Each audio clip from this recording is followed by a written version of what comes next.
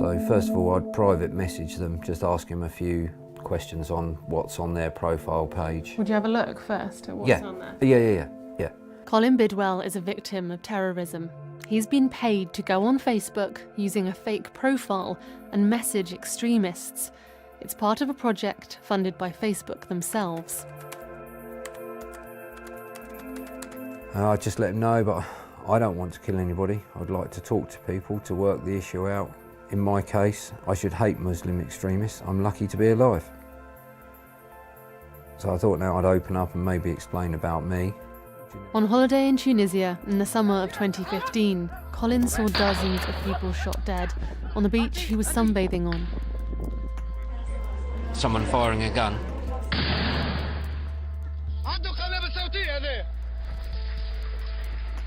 Bullets flying everywhere. And I had a lucky escape on that day. A lot didn't, but I did. For some reason, I'm here today.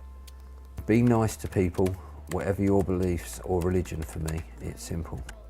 For this project, researchers found people posting both extreme Islamist and far-right material on Facebook. Colin was tasked with talking to the people posting the extreme Islamist content, people who may support the killer on the beach in Tunisia, and challenging their views. I just keep saying it, you can have your extreme beliefs and everything, but when it gets to the extreme violence, that's the bit I can't understand. I understand the issues that are upsetting you. Sadia's been doing the same. She's a former extremist herself. We've changed her name to protect her identity. But is this the way forward? And what sort of thing was on the profiles of the people you were speaking to? A lot of them were pictures of ISIS flags, and they had a lot of lions with the memes, the ISIS memes on them.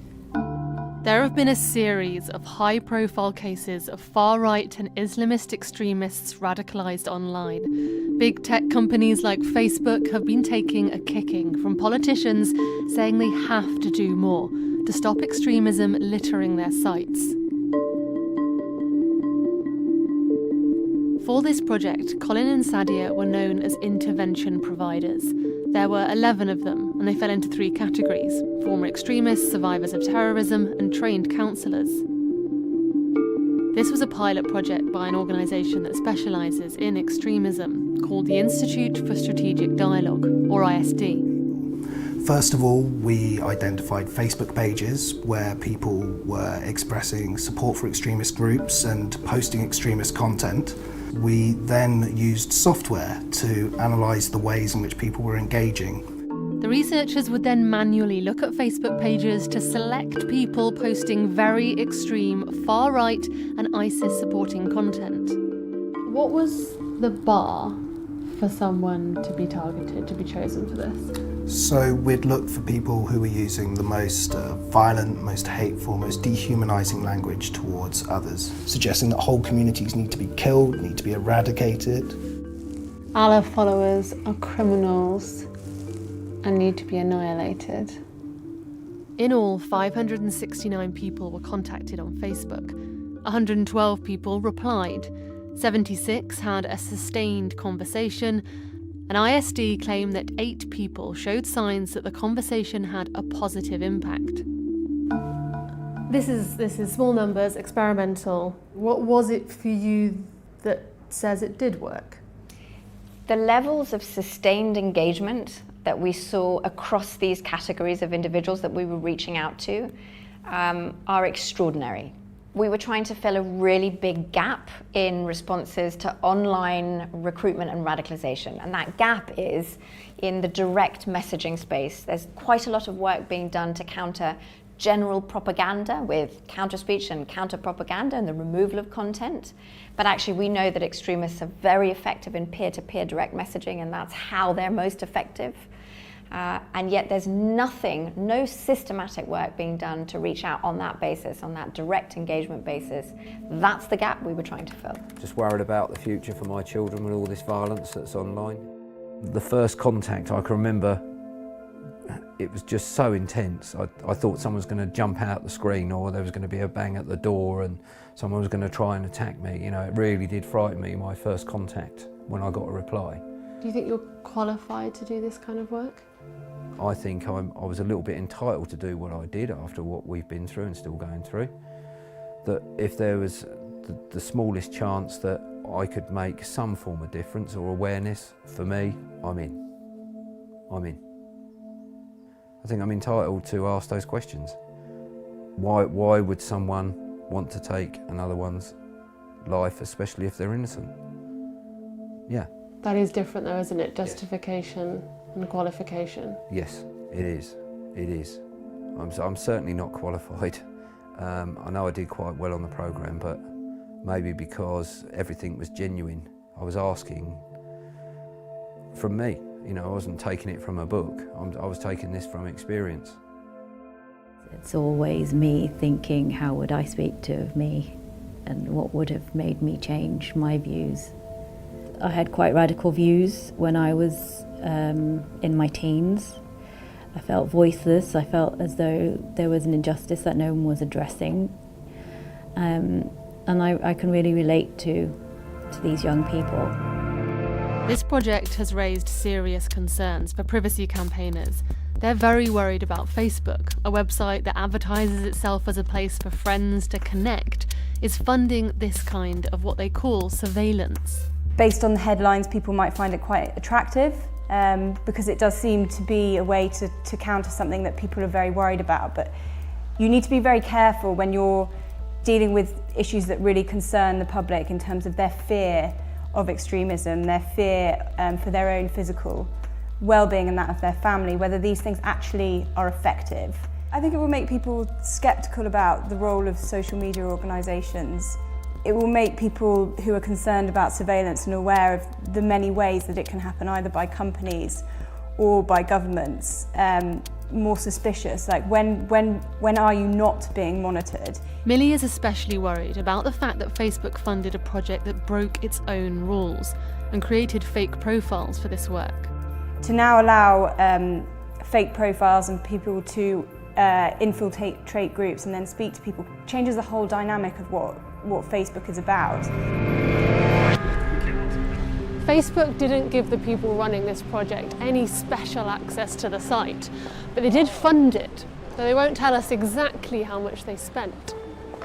It's part of their wider efforts to do something about all the extremist material on their site. At one of Facebook's London HQs, I met their UK public policy manager.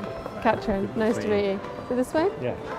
You allowed fake profiles to be made for this work, which is against your own rules. How did you justify that? So it is against Facebook's rules to use fake accounts on our platform, and we wouldn't advise anybody to do so, even if they're engaged in this kind of activity, not least because our tools may well disrupt their activity. But it's confusing, right? Simultaneously disrupting some, allowing others. It makes the rules very unclear. So I would say that we don't allow fake accounts on our platform, and we don't advise people to use fake accounts at all in any circumstances, because they will be disrupted. But you did here. As I say, the research techniques, exactly what the researchers did in this circumstance was done independently of Facebook. We provided advice and support on how they could, for example, communicate with people, what the kinds of trends we were seeing, and we provided resourcing in particular to this organisation to do this work. But the research techniques and exactly what they did is a matter for them. The Prime Minister has said recently that she wants extremist content removed from Facebook within 2 hours. This project relies on that extremist content to stay there. How do you balance those two things? And we are completely aligned with her in the fact that we must remove that content as quickly as possible from our platform, because it can circulate very, very quickly, and we know that the damage that it can cause. It's never going to be enough simply to take down content, because there are always going to be either grey areas, but more importantly, there's going to be people who are tempted and interested in that path, regardless of what content we take down, and actually finding ways to engage with those people is really, really important. While running this project, there are a number of instances when researchers came across content or views that were very extreme, and they had a protocol for dealing with that. I think there are concerns over who exactly is carrying out this work. Even if the organisation itself may have been involved in doing research over many years, does not mean that they're qualified to carry out this sort of quasi-law enforcement surveillance role. How do you know you weren't making things worse? You could create an environment where people are even more suspicious of organisations like yours. Firstly, we're not government, we're a civil society organisation, and I do believe that there's an absolute need for more civic response to hateful ideologies. These are people posting publicly, again, not privately, publicly. That's Speaker's Corner. They're coming out on public pages and saying things like, all Muslims are a virus and need to be stamped out. So you can either censor that, and perhaps they go off and into a sort of underground space online and become even more activist and radicalized. You can ignore it, and it will fester, and it will likely grow, and we see it growing. Or you can try and engage it to see if you can walk them back from the edge. Did you have people ask detail about who you were, basically who you were working for, what you were doing? The strange thing is that most people didn't. There was almost this immediate trust. I was coming from a genuine place, but it was worrying that there's so many people out there that are not. Hence the possible reason that recruiters of Daesh have been so successful. But they didn't know that obviously their conversations would be seen by an organisation like ISD, and that they'd be part of a research project. No, nobody asked anything of that nature, but I did say that I was there to try and dissuade them from holding those particular views because they are dangerous. They didn't know the research part of it, no. If someone being spoken to specifically asked, the intervention providers would admit that they were working for ISD, but they wouldn't say that up front. Every time someone found out that the person they were talking to was working for you guys, every single one of those didn't want to talk anymore. Yeah, that's right. That shows this is not consensual. There's a lot of stuff that happens on social media that isn't necessarily consensual. Again, these are not individuals we've reached out to because we've somehow had a look under the bonnet into private spaces. We have access to, and we see whatever you're able to see online, whatever any member of the general public is able to find online. These are public postings. This is Speaker's Corner. When they asked explicitly why they were being engaged in this way, we always told them the truth, which was that this was part of a program that we were running to counter extremism. If they were pushed on it, they would admit, but initially they would try and carry on the conversation using the fake identity. And if I'm speaking to someone using a fake identity, it's deception. So again, they were speaking to their personal experiences. And so I push back on the idea that this is real deception. These are all individuals speaking to their own real life experiences, reaching out on an empathetic basis to engage in dialogue. So in that sense, I don't think it's deception, but you're absolutely right that these are challenging issues. Going into people's Facebooks using a different identity. Do you see why this kind of work will be very controversial? I can see why it would be, but we have to be in this space if we're going to challenge these views, which are extremely dangerous. We need to use people's expertise to try and be at the very place and the very heart of where radicalisation happens. If we're not there, then it will get worse. It's a cancer and it needs to be tackled.